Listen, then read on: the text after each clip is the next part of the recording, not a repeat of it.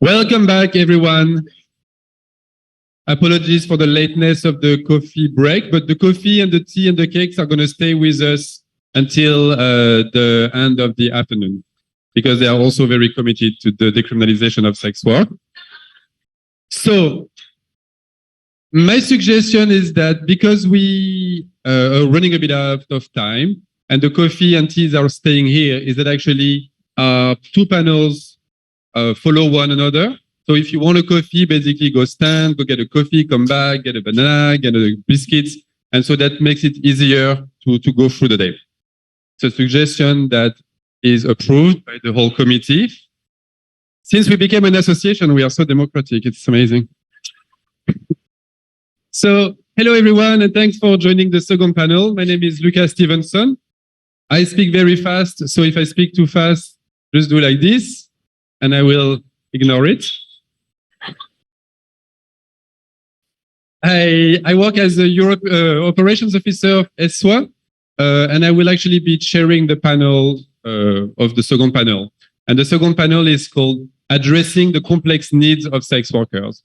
And this title is actually a little bit ironic. We wanted to, bring together the issues of like, what do sex workers actually need and what do sex workers actually want? So often we are seen as like the debates on sex work and prostitution are defined as prostitution is violence, prostitution is trafficking. The simplest way is to abolish prostitution, to criminalize clients. And we know actually, like has been said in the previous panel, that this is not the right answer to the needs of people who sell sex. And our needs are complex as any other human beings, as any other workers, as any other migrants, as any other woman or LGBT person or any marginalized communities. Our needs are going to be explored with this panel, which I will be introducing now. And I think we have Julia Raxon from SAVE, Netherlands.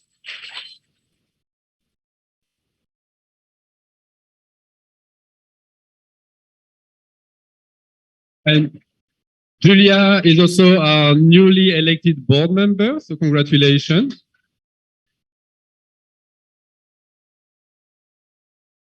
Our second speaker will be Ivy from United Voices of the World in the UK.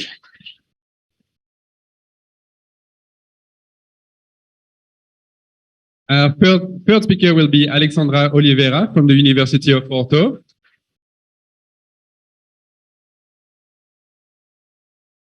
Sarah Marie Maffezoli of Médecins du Monde, Doctors of the World France.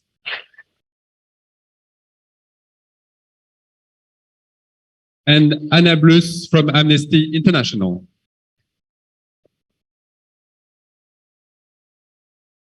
So if we are all ready, Julia, you ready to start? So take the mic and introduce yourself and the topic you wanted to present. Okay. Hi, good afternoon. I'm Julia. I live in the Netherlands, but I'm originally from Guatemala in Central America. I came to Europe 4 years ago, and that's when I started doing sex work. It was also when I started transitioning. And I want to tell you that I started doing sex work while I was an asylum seeker. And ever since I started, it was against the rules. First, because I was an asylum seeker, so I didn't have a legal recognition to stay here. But I started doing outcalls from the refugee camp because I needed money, I needed to survive.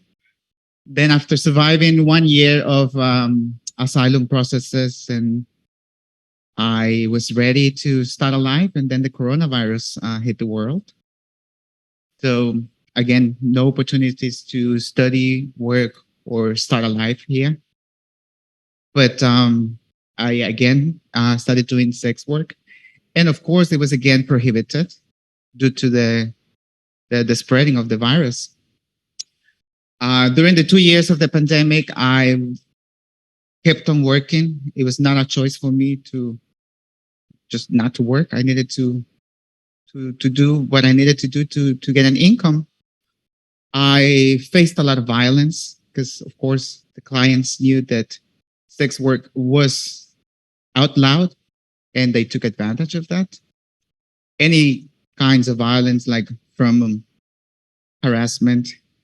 A guy standing outside of my apartment building, just like watching or like a vigilante. Threats. I was left at a bus station, at a gas station at 4 a.m. in the morning. I thought I was gonna die there because it was so cold. I was raped twice. And I couldn't, of course I could have shouted, I could have called the police. But in my mind was, tomorrow I need to keep working.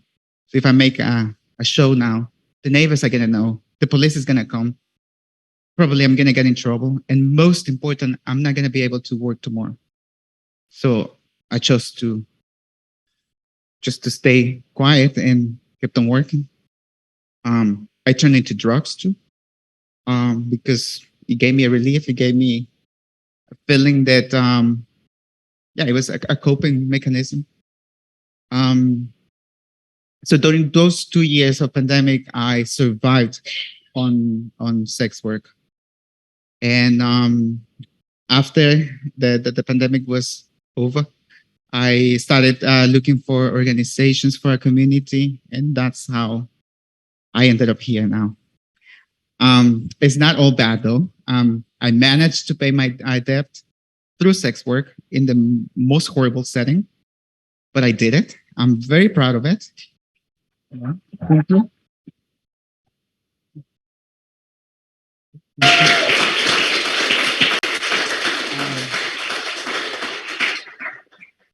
Sex work was there when nobody else could help me, no government, and sex work helped me to get myself out of the situation I was. So now I'm ready to start a life, and I'm ready to keep telling my story and keep doing activism. And I'm very happy to be here, and thank you. Yes.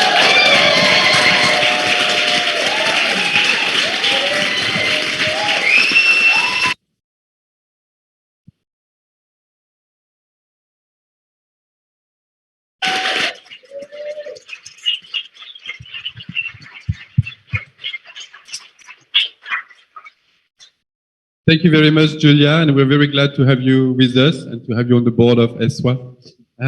We'll ask a few questions after, and the audience will have time for questions and answer as well. And I wanted directly to jump to give the mic to Ivy. And can you maybe tell us your name, the organization, and in particular, some of the recent successes and achievements of the organization in terms of labor rights? So, hi everyone, I'm Ivy. I'm here with United Voices of the World. Our branch is called United Sex Workers. I'm really happy to be here today. I'm quite nervous. So someone told me to imagine the audience being naked, but as I feel most confident when I'm naked, I'm going to imagine that instead. I started, USW started at the Women's March in 2017 when a group of workers got together and decided that we needed a trade union for sex workers. Originally, it started with the strippers because obviously the workplaces are legal and it seems like the most easiest place to get collective justice. Since I've been involved in 2018, I've seen some great progress. We've currently got 170-ish members. Pre-COVID, we had more, but obviously because of the pandemic, we had drop-offs. So a stripper took East London Strip Club to court and won worker status, which is amazing.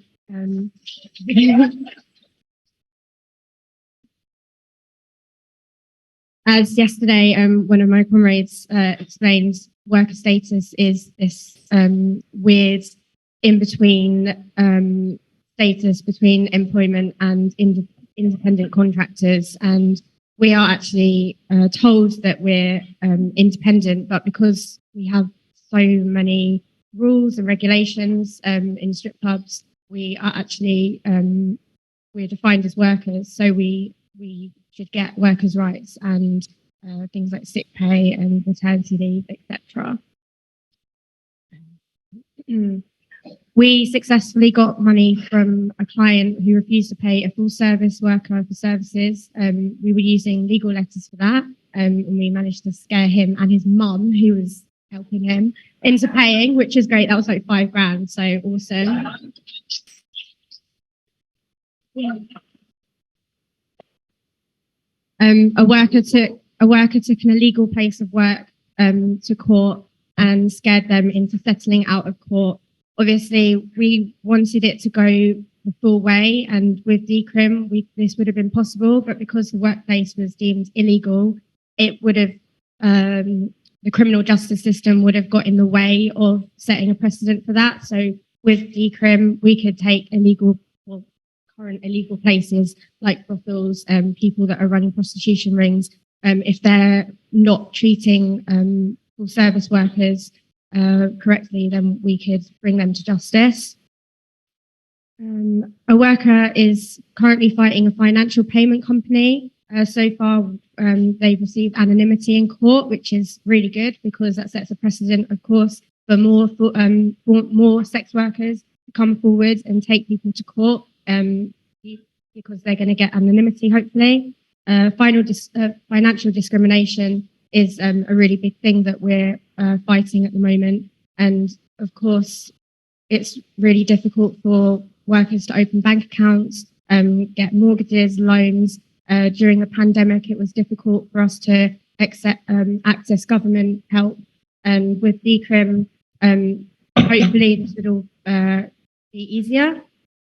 We're currently fighting against the closures of strip clubs in Edinburgh by taking the council's strip club ban to court using the European Convention of Human Rights and the Equality Act to argue the closing sex workers' workplaces directly contravenes by. A lot of our effort and energy gets wasted fighting against STRASS to keep our legal workplaces open. After Decrim, hopefully stigma would be eradicated, at least that's the dream. There is a stereotype, of course, that sex workers don't pay taxes. It's, as I've already mentioned, it's really difficult for us to get bank accounts and things legitimately talking about what we do at work. So some of us say that we're, I don't know, burlesque performers or life coaches, accountants, yes.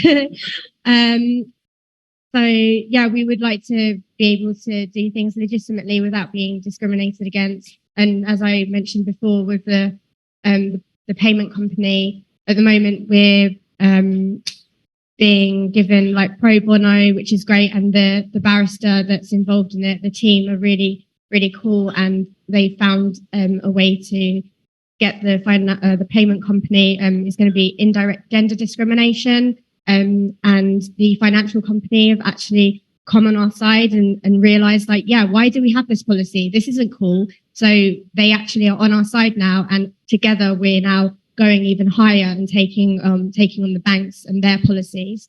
So hopefully MasterCard, Visa, all of this, like that would be the dream, right? It doesn't stop at Decrim. But yeah, after the Decrim, we aren't advocating for more brothels that are run by third parties who are like coming in, taking 50% of workers' money. We're not here for that.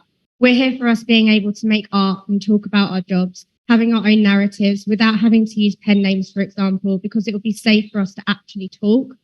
We're here for workers' collectives. We're here for workers providing services by and for the community. And we're here for an end to violence against sex workers. Thank you.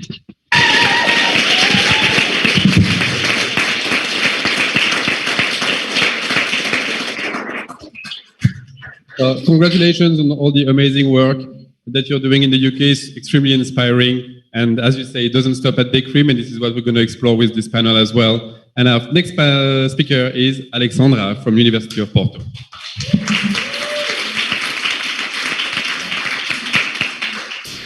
Hello, good afternoon to all of you. And I want to thank the coordination of ESWA for inviting me.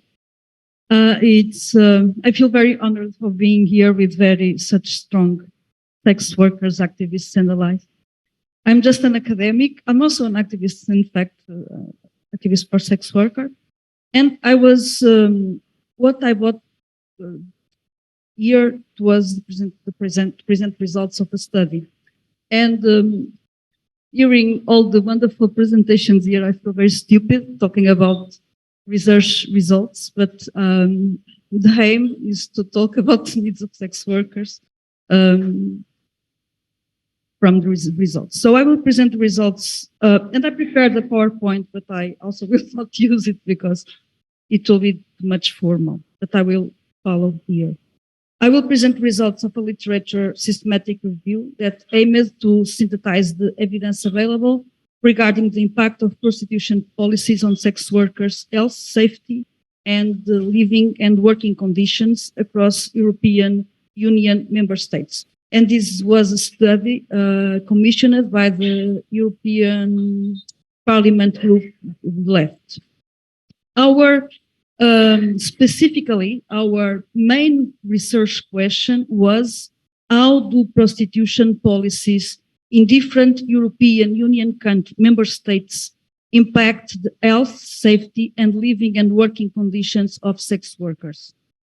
And for those not familiar with this method, systematic reviews aim to identify, evaluate, and summarize the findings of all relevant individual studies relevant for objectives of the research.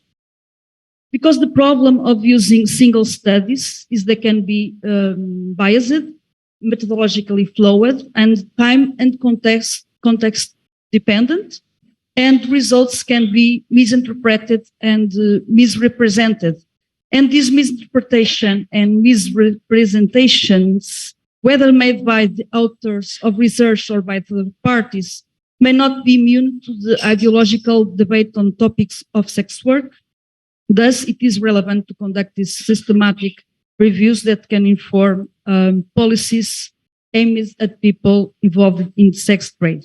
I'm not going to bother you with the methodological issues, but we conducted a search in bibliographic databases for quantitative, qualitative, and mixed methods, peer-reviewed research, as well as GRI literature and non-indexed studies published between 2000 and 2020 that specifically addressed policies and the legislation on prostitution in the European Union and sex workers. And we started from 1,195 records to include 30 publications in the review. The results. The impact on health. Research shows there are multiple factors that restrict sex workers' access to proper health care. And also evidence shows increased physical health risks and increased mental health risks. And I'm going to just point out these simple lines because it's too much information for 7 minutes. Impacts relating to safety. Impacts are felt in the relationship with police and access to justice, which is marked by distrust, fear, violence, and lack of protection in countries where sex work is criminalized. Evidence also shows increased financial, physical, and sexual violence, and this is particularly true in criminalized contexts. Risks and inequalities related to stigma. According to research, criminalization reinforces stigma, perpetuating and legitimizing inequalities and fostering violence. As to living and working conditions, evidence shows that changes to more restrictive policies across all contexts have negative repercussions on working conditions and work displacement and social inequalities and isolation. Research shows that criminalization of sex work and migration policies increase the social inequalities that affect all sex workers in the European Union, having a greater impact on the lives of migrant sex workers. What can we discuss about this?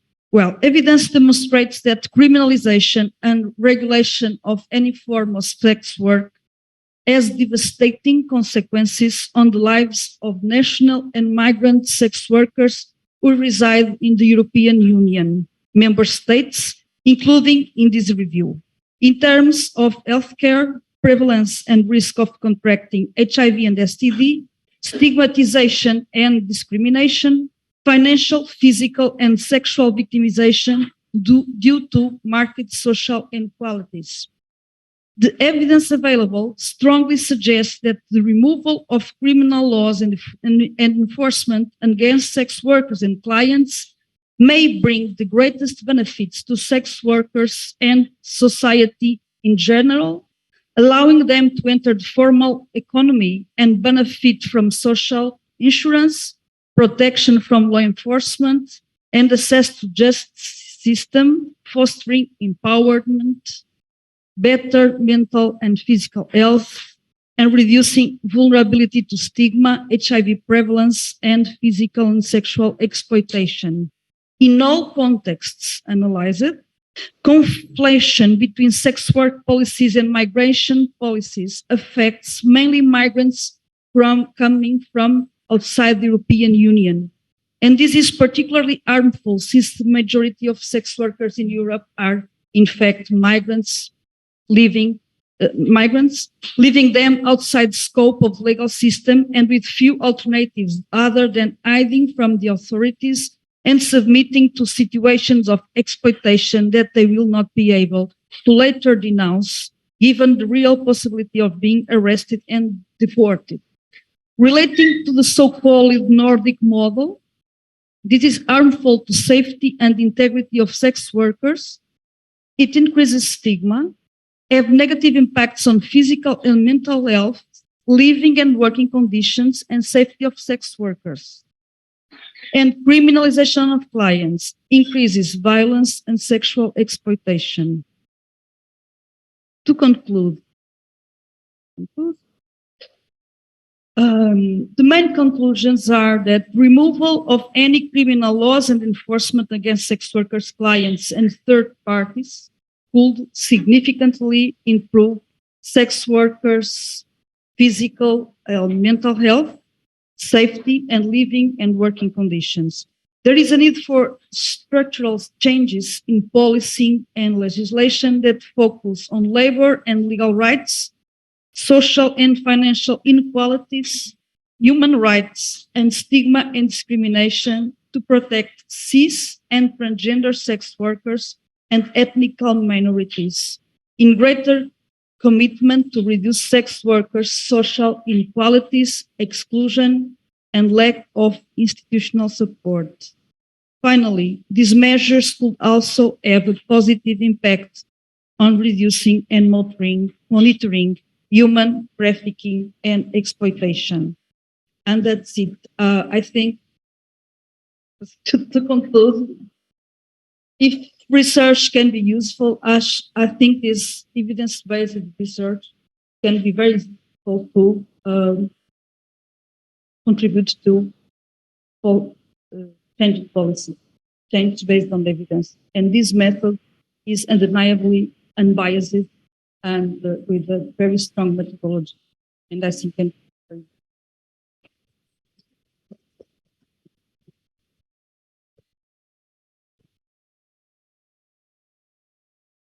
Thank you very much, Alessandra. Now, we wanted to have you on the panel as well because we know that the evidence is behind our claims. We know there is absolutely no evidence that criminalization benefits anyone, whether sex workers or victims of trafficking and exploitation. And we actually yesterday, or 2 days ago now, launched the first European sex worker research network. So if you're a researcher working on sex work and want to work with us, we want to develop better research, participatory research with sex workers, for sex workers, and good partnership. So thank you so much for your presentation. And we now have Sarah Marie Maffezoli from Médecins du Monde France.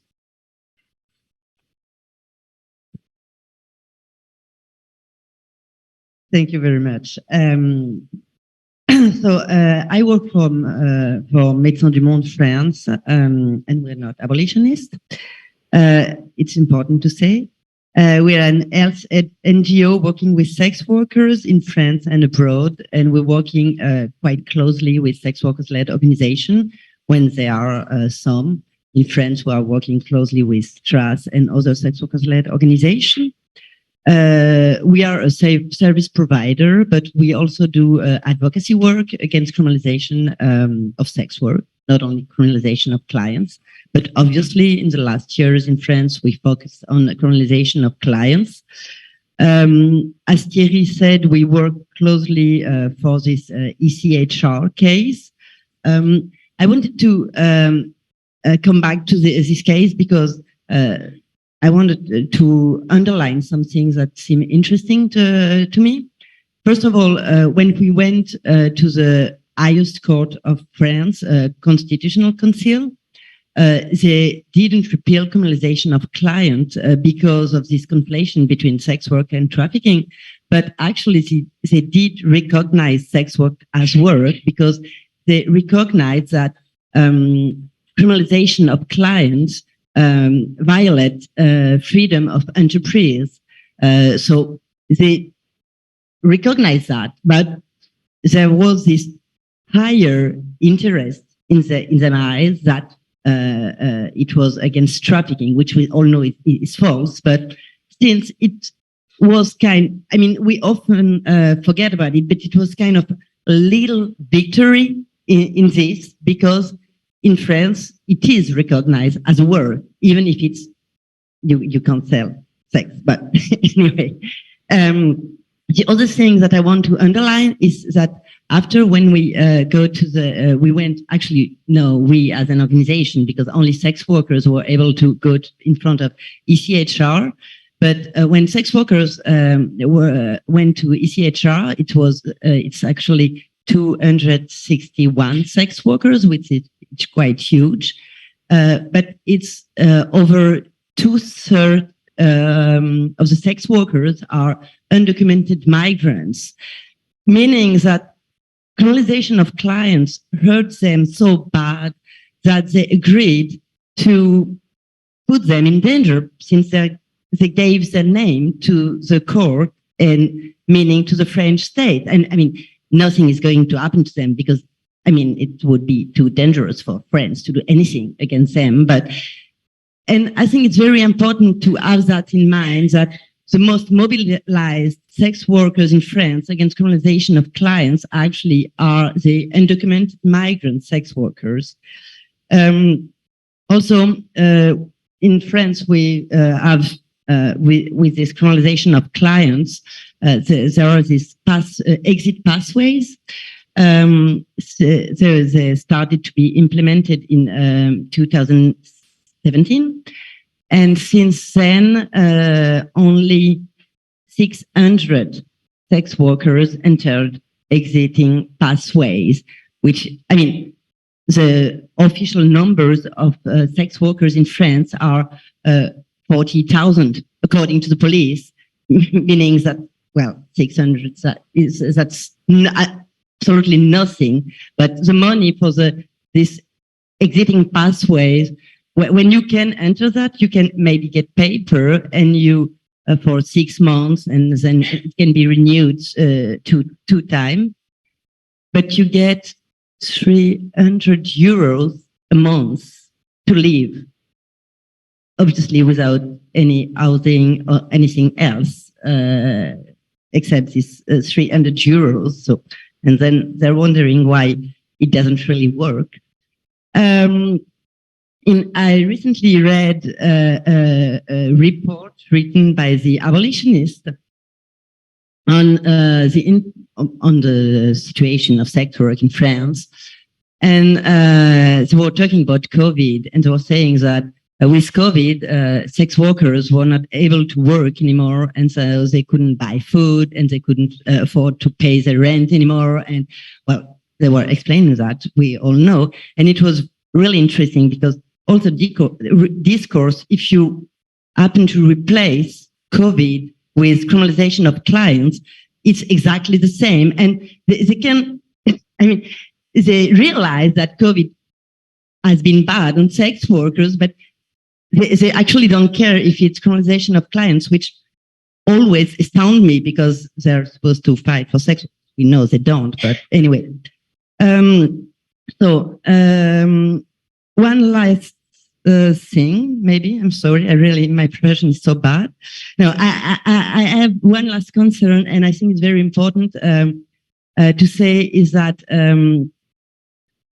the more countries with criminalization of clients there are going to be, in Europe, the more it will be difficult to repeal it. I mean, for us, for instance, I'm very concerned about Spain or Italy at the moment, because if they pass criminalization of clients, and it's going to be easier for the ECHR to say, okay, we can't repeal that because, well, there is this margin of appreciation and no consensus at an European level. So, I mean, that's why also we as ally and sex workers movement really need to be careful together, because, I mean, in Europe, we have quite the same law.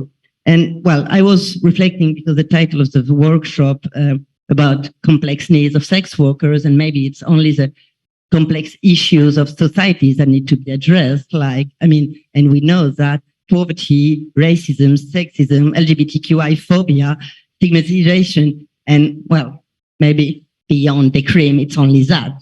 Thank you.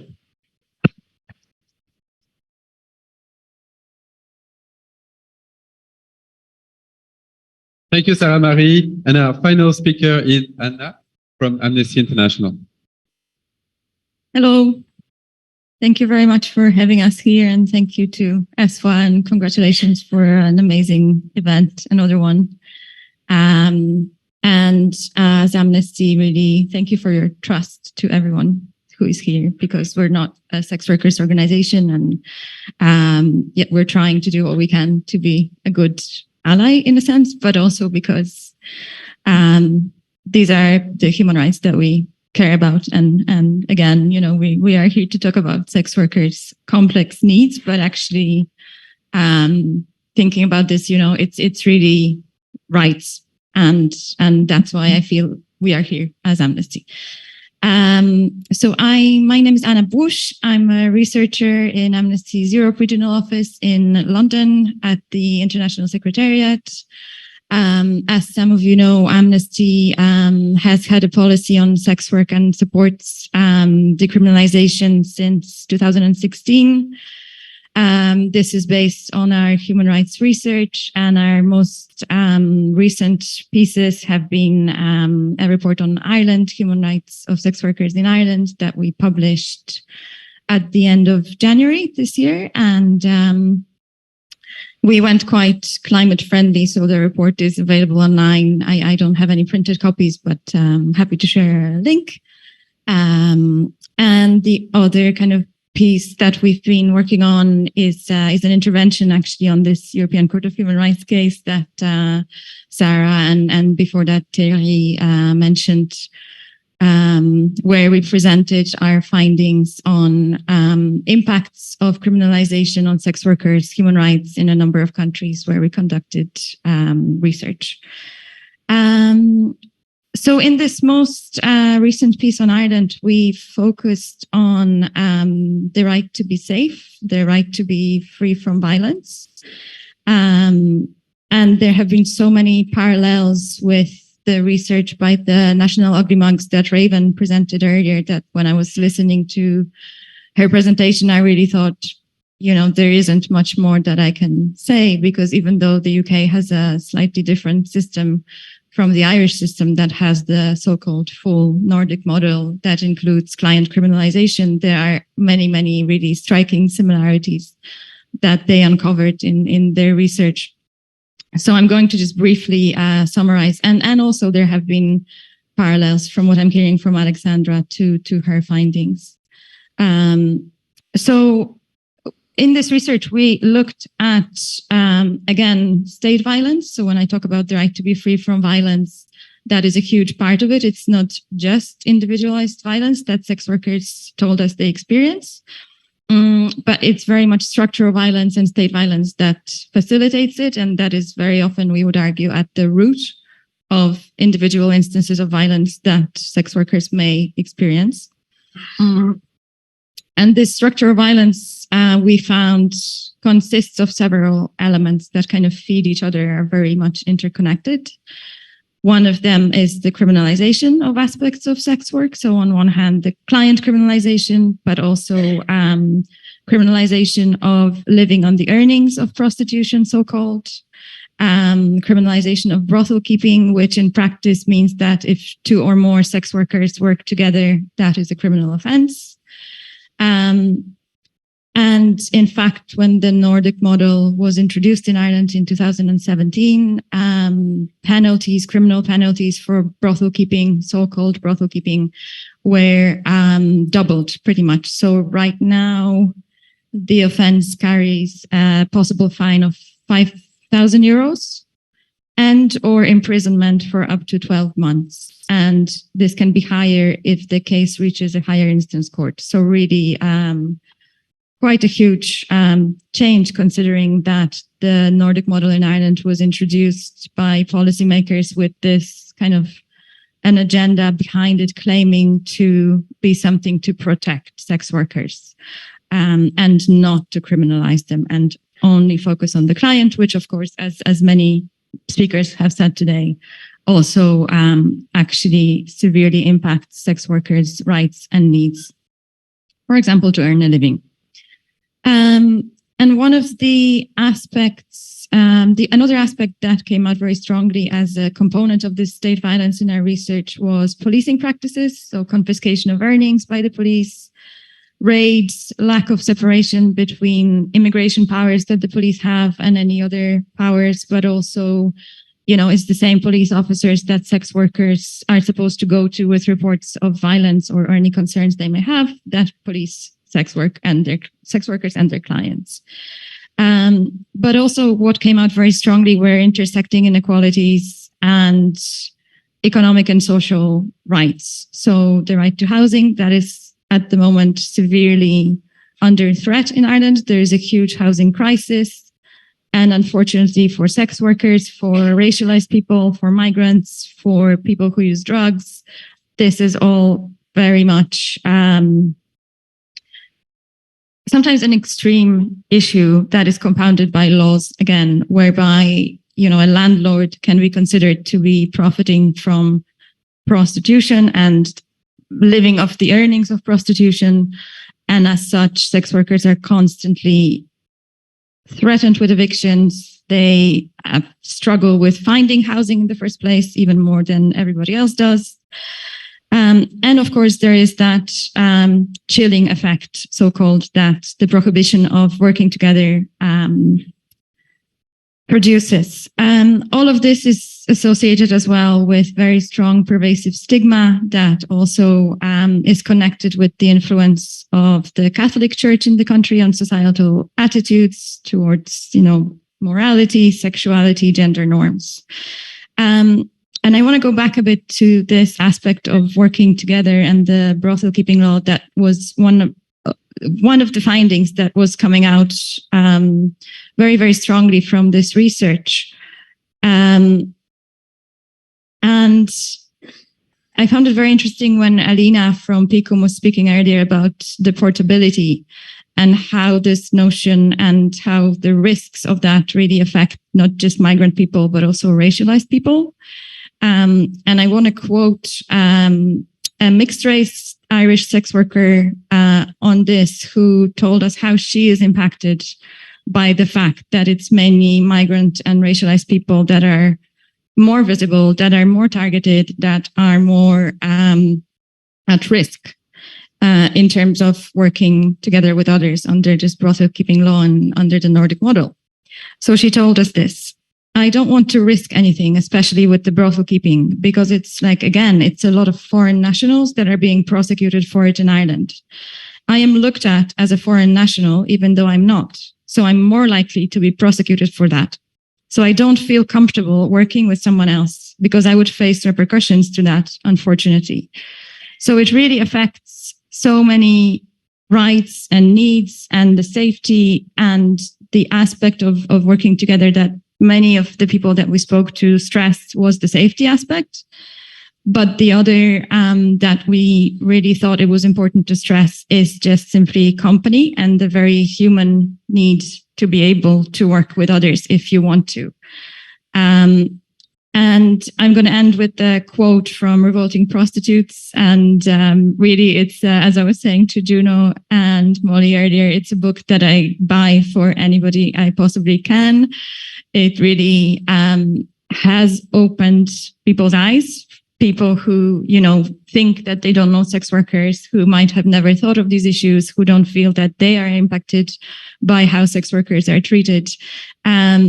And in their book, and we quoted this in the report as well, they said, there is something intensely dehumanizing about the implication that sex workers are so alien that these normal human considerations do not apply to us. Thank you.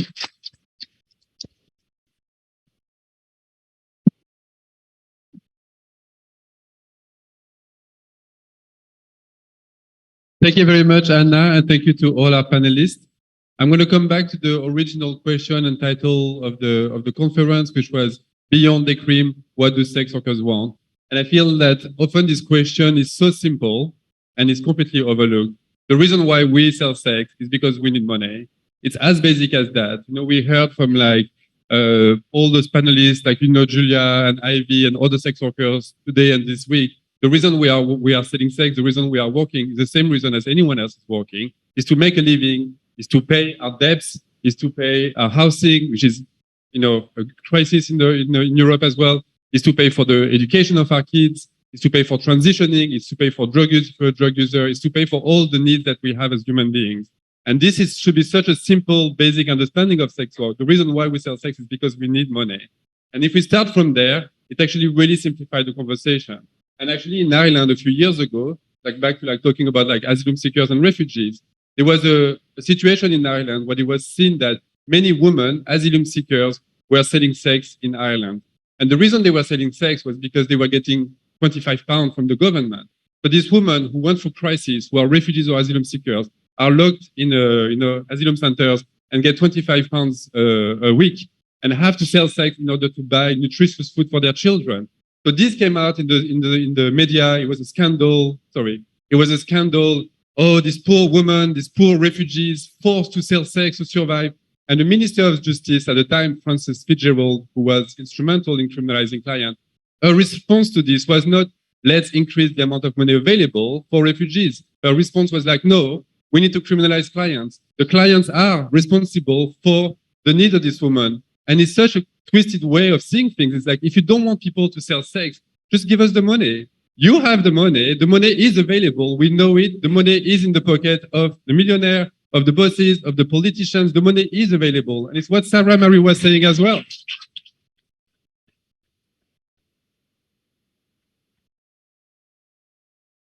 The hypocrisy is staggering. In France, Sarah Marie was saying, they criminalize clients because we are victims of prostitution. We are victims, we need to be saved.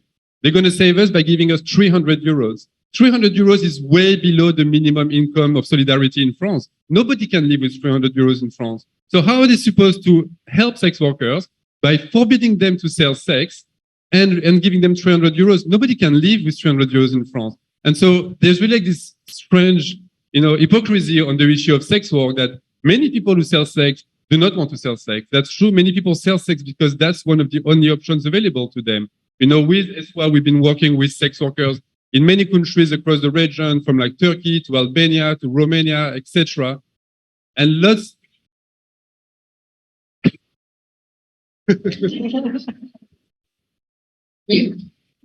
And we meet with young sex workers, and when we ask young sex workers, what do you need? They all say the same thing. We need access to housing. We need access to education. We need access to work. We need access to financial services, like everyone was saying.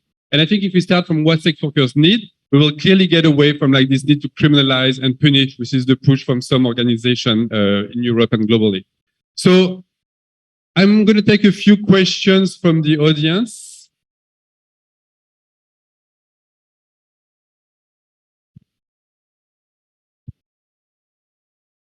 Can I just put in a very quick plea for more visibility for sex working mums? Because everything you say is also true about those of us raising kids on the income that we earn from sex work.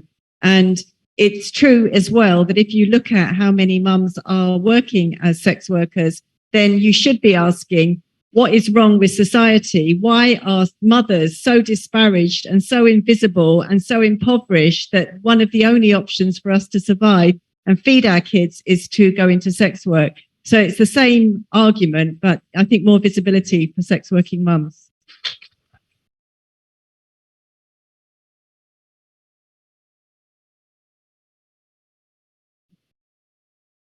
You have a question for the audience, from the audience to the speakers, but you can also have a question to yourself. Maybe question yourself. And actually, I might just make another point around money and alliances. When Amnesty International took position, it was a huge moment in our movement. And it wasn't an easy decision. Like, we talked with so many people in Amnesty International. I don't know if some of you may be involved in, like, voting at conferences and debates, and it could have gone the other way. I was personally at the Amnesty International conference in the UK at the time, in Scotland, when they voted in favor of Decrim, and it was absolutely ridiculous. And it was basically, they were proposing, are we in support of Decrim, in support of criminalization, or in support of not having a position? And the debates were like, how can you, as human rights activists, think that your position can be, we don't have a position on one of, society's most vulnerable group and most stigmatized group? Thankfully, it went the right way, but I think it was very important to realize that we are now applauding Amnesty International, but it's partly the role of individual people within Amnesty who really fought for the rights of sex workers to be recognized, lost friends in the process. And sometimes we say, like, it's not personal, but it should be personal. You should make it really personal as an individual to fight in your organization to push for Decrim as well. So that's my message to anyone in the room who's an organization or a funder. If you're not supporting sex workers' rights at the moment, you should. There is no question why that shouldn't be one of your priority as one of the groups most marginalized and most excluded from society. So,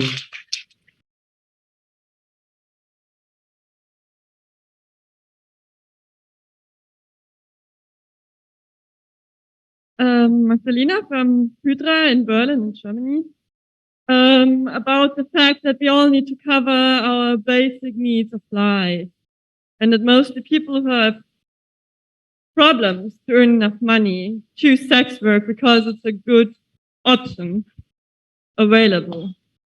Brings me to the thing that earlier we mentioned, like austerity politics and something like that too. As sex workers, if we only ask for decrim, we also need to think about economic politics and policies and wonder or ask ourselves what economic policies are actually for our cause.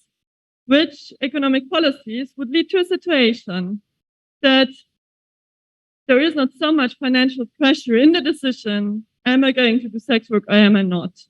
Which is pushing us to decide for it, even if we might have thought about it before, but we wouldn't have chosen it as long as there wasn't the economic pressure. So the question is how we as an organization could, or many organizations here in the room, could actually work on an agreement, a statement, a policy recommendation, or whatsoever for the European Union countries, but also all the other European countries which are not in the European Union who work a bit differently, how their economic policies should look, and also their migration policies and so on, that less people decide for sex work. Also, they don't like to decide for sex work because they don't see so many other options. And I think this would give us an incredibly huge argument against those anti-prostitution activists who say that penalization of clients is going to reduce trafficking and violence in sex work. I mean, obviously that's not true. But also we don't give any other answers than decriminalisation so far in the public very much. And we would need to be more competent there. We would need to have an agreement there. And about the money term, for a long distance perspective, I would say money is very toxic as it is embedded in all our structures in the world. And as long as we have money as means of transfer, and how it is distributed, and how we get access to it, how it's like dependent in which country we are born, if we are born in a family with good networks and high access to education or not, and so on and so on. This will not change, although we have better economic policies. It is a trap. We should think, not just here, but the whole society, about other means of exchanges, which wouldn't just take away the pressure to earn money, but also solve the trap when it comes to global climate justice. I don't want to elaborate on this here more because I don't want to take away the time. But I think all necessary for us to think about these questions and communicate them in public. Thank you very much. So just to maybe like to reframe as well, like I think it's important to recognize that we are a sex worker rights movement and we have many demands when it comes to human rights, but actually we are a workers movement. Like what Ivy was saying, and maybe you can develop more on this. Like one of the basic demands that we have is around like labor, organizing and workers' rights. And I think the point you were making about like some of the demands that you have, maybe we can talk a bit more about this. And in particular, you know, we look at how the world of work is changing and how the world of sex work is changing. There's more and more sex workers who are using platforms like Uber drivers. There is an Uberization of sex work as well. More and more workers working on digital platforms. And these digital platforms are making a killing. If you look at, you know, OnlyFans or Adult Work or Pornhub, all these platforms are these new bosses and making millions on the back of sex workers, while we are getting more and more precarious and surviving on it. So I just wanted to kind of like reframe the question more about how do you see the main demands of the sex worker rights movement in terms of like labor? Well, I panicked and dissociated there a little bit. So I think under capitalism, we are all just trying to make ends meet, and all work is humiliating. And I think that, yes, the government needs to make changes so that we can have policies in place that protect us. And at the moment, we don't have them. So hopefully in the future, it can start with the chain at the top and the redistribution of wealth, because we all know that it's not fair. And we're hopefully, like, as we come together as collectives, there's strength in power and we can all put our demands forwards and go from there.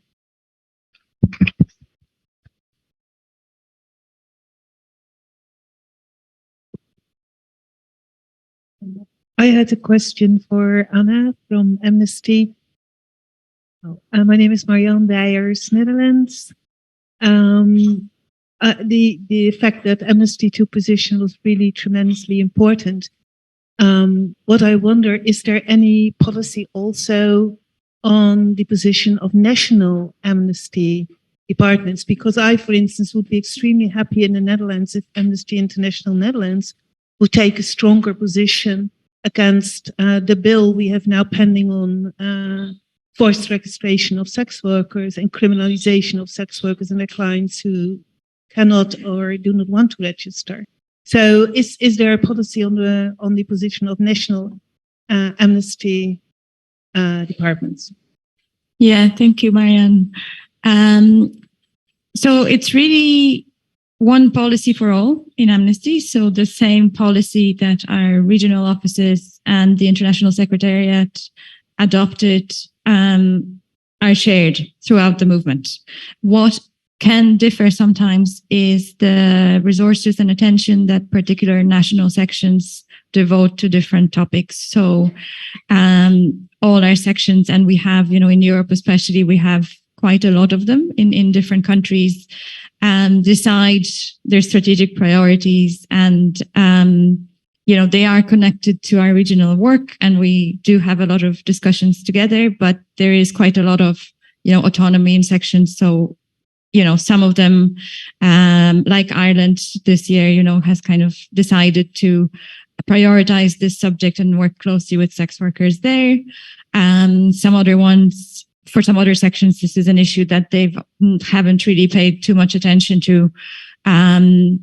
And from the regional office perspective, we, in our most recent kind of strategic planning, with my colleagues, we are definitely trying to make sure that anything that we discuss with our sections in the region and any kind of strategizing that we do, we always say sex workers' rights have to be part of this. And we always push for having that in writing, that for the whole region, this should be one of the priority issues. So it is my hope that, that in the Netherlands as well, this could translate into more national level work, and also very happy to put you in touch with colleagues there and others, anyone from the Netherlands that I have heard speaking and who might be here, very happy to share contacts and put people in touch. I might get one final question, and then if there is no question, there is a question. I have a question for Julia. Being from Brazil, I know the amount of violence that trans women suffer. Brazil has the highest rate of killing of trans people. And I know many trans people migrate to survive. So I want to hear from you, what can organizations do here to support better trans women who are fleeing for their lives to work in Europe? Yeah, true. I did suffer violence in my home country. Try as much to get them engaged. I know it's difficult for a lot of us. I've tried to bring my peers, my trans migrants, sex workers to the movement, and they just can't afford not to work one day because they have to pay a daily rent, or because they have greater issues, and also because they're very disappointed about how the organizations work, and we just have to keep trying. And the research is there. We're the number ones in violence. We are the number ones with HIV infections. We are always in this report after report and after report. The thing is, like, when are we gonna start doing something effective? And that's, I know there's not a single answer, but we just have to keep trying. And that's why I keep telling my story. That's why I want to make a small contribution from a humble experience, so another one can also come and speak about it and try to convince the others to speak about it. That's the only thing I can think right now. Thank you. Yeah.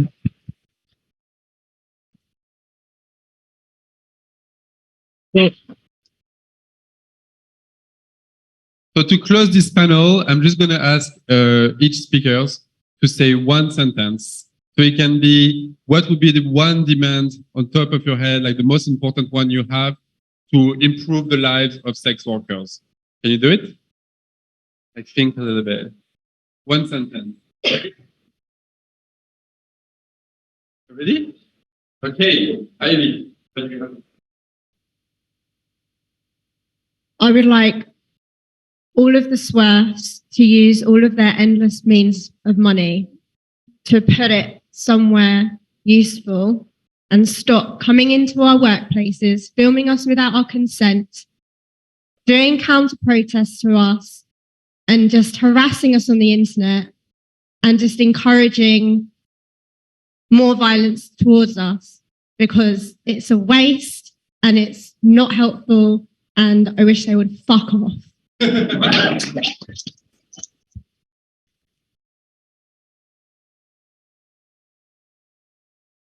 Empowerment. That's what we need. More rights and a greater and stronger community.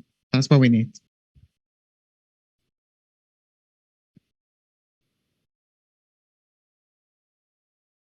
Okay, I'm going to say something to perhaps not this audience, because I think the majority of the people in this room are sex workers, but I want to say a message to other mainstream human rights organizations. Listen to sex workers. That's it.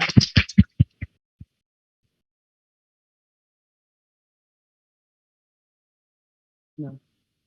I can't add anything to that. I mean, obviously, it's the only thing to do. Médecins du Monde France, thank you very much. I don't know, so many things to say that, but I think I will, if I will, can talk to a big audience like politicians to say, put your ideologies away and just focus on people's needs and human rights and policy and what is evidence, research evidence, but put your ideologies away. To the politicians that come and fuck us, but then in Parliament are fucking us in a different way. Again, fuck you.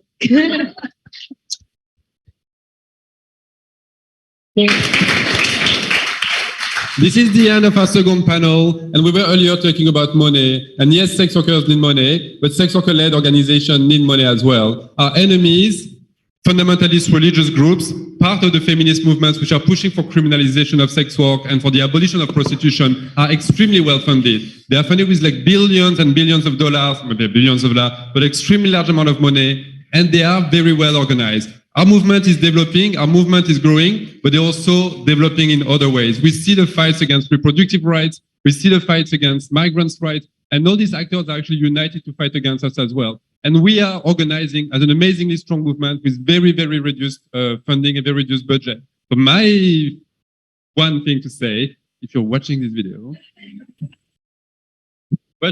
where is it? If you're watching this video,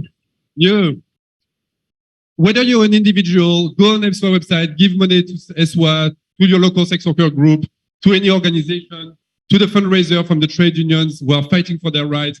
Donate. If you're a funder, donate to a sex worker rights organization, donate to Red Umbrella Fund, the first sex worker-led fund, and support our movement. We will win, but we need you with us. Thank you so much.